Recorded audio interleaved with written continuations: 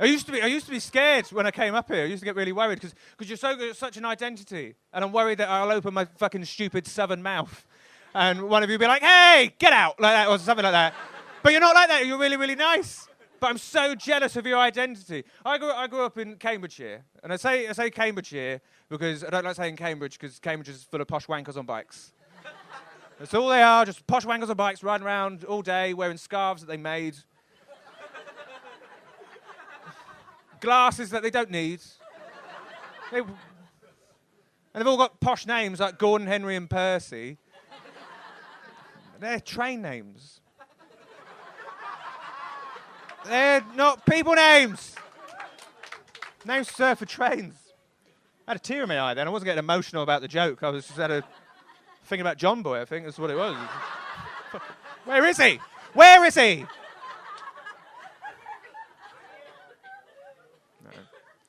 That's where, like, in Cambridge, they all make posh noises as well. Like, after they finish talking, it's this posh little noise I don't hear anywhere else. It's like, Hugo, should we go ride our bike? That at the end. I hate it. Politicians do it, but they do it at the start. Because like posh politicians, like, I forget Boris Johnson's a real person.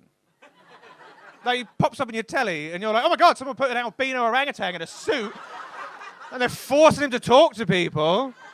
He's either that, or he looks like the Milky Bar kid, like, grew up and got really fat because he ate too many Milky Bars. And his little fucking straw hairs everywhere. But you ask like any politician, like a posh politician, like a normal question. It's like, hey, is it raining outside? And they'll just go, at the start of it. I'm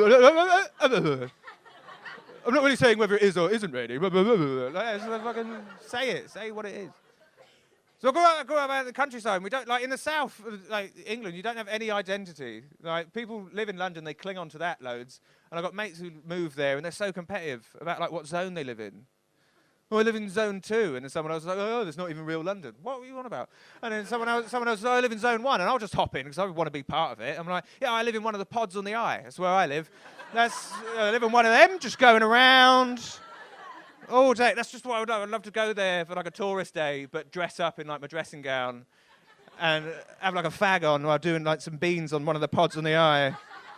Looking at anyone who comes in like that to say, hey, like that, I've got an erection, just to really sell it. What's that? Well, sometimes I say I live in like Big Ben. I live there. Like just, I come out of the 9 on the hour. Keep it down, London, and I go back in. I'm so jealous because you've got a thing. We got nothing. In the countryside, growing up, my childhood, this is a big part of my identity, my childhood was just climbing trees and avoiding pedos. That's all it was. Every village had one. They were assigned. Ours was called Pete. Pedo Pete, that was his name. Wasn't even a pedo. Just looked weird. And the whole village was like, you look really weird, Pete. And it was like, I know. And then the village was like, you're a pedo now. And that was the whole process. That was all it took. You look weird, you're a pedo, that's it. And so, like, what we would do is, like, because it's a 90s childhood, we'll be up in a tree that looked like a stool. And we'll be up in there, and there'll be a pedo down at the bottom. But like, you can't get me, mate, can you? Because pedos can't climb trees. You know that. You know, they might have been thinking it. Can they climb trees? They can't. They've got sweaty palms. They can't do it. They're down there trying to get up, scrambling. Can't do it, you slippery bastard. Just jealous. We don't have any identity at all. We had to make stuff up to sound interesting. If you're from Liverpool and you move somewhere else, you're proud of it. And I've heard people from Liverpool saying you're Scouse first then English. And I was like, that's so cool. I'm so jealous of it. When we were in school, we'd just make stuff up, cling on to it to sound interesting. There was one girl who had glandular fever, and that was her being from Liverpool. Like, that's how she thought of it. I have glandular fever. It's contagious for 5 years afterwards. Don't touch me. And we'd want to touch her, like the ball from Space Jam. Like, yeah, we have it too.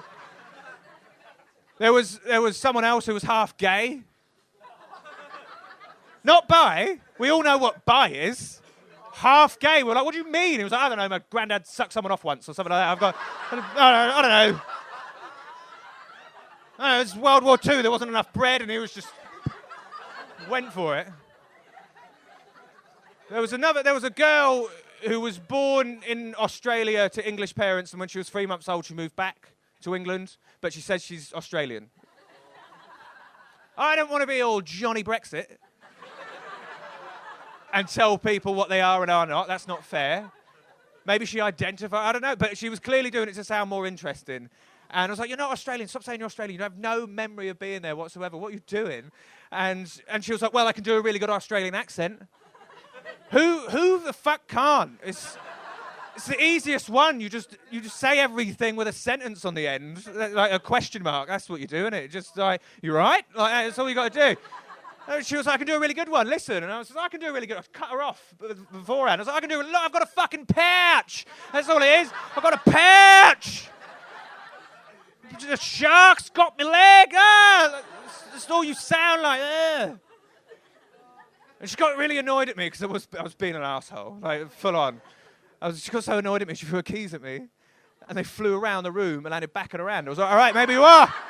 Maybe you are. It's a good trick. It's a long way for a punchline, wasn't it? Took fucking ages to get there.